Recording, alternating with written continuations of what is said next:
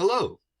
I'm going to talk to you now about how we can apply our knowledge of purpose and audience to our work as writers.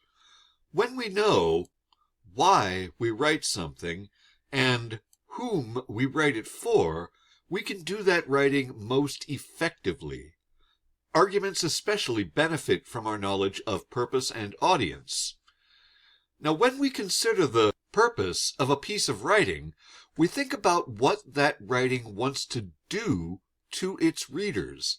Thus, the writing we do can entertain, or inform, or argue, among other possible purposes. Specifically, writing that wants to argue can persuade its reader, affecting the reader's actions, or it can convince a reader, affecting the reader's thinking. This tells us that any argument wants to change its reader in some way. Thus, when we construct an argument, we can help ourselves by deciding on the exact change we want to make in our reader. We want to decide how we want to affect our reader's actions or our reader's thinking. We want to consider our writing's purpose. And we can think more directly about the change we want to make in our reader when we think about who the readers are in our audience. Writing addresses itself to particular people with particular needs and interests that we can shape our arguments to accommodate. For example, if we want to persuade our reader to, say, recycle aluminum cans, our argument might depend upon the reader's interest in the environment.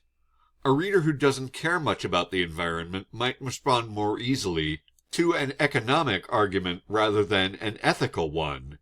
That is to say, a reader that doesn't have much interest in the environment might be more amenable to an agreement that discusses the economic benefits of recycling than to the environmental benefits of recycling. It all depends on what we see our reader's interest as. Thus, we can use our thoughts about our audience to form the most effective argument.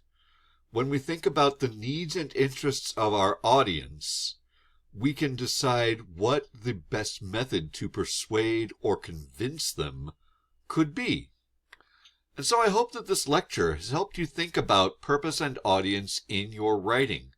The more consciously we consider ourselves and our readers, the more directly and powerfully we can communicate.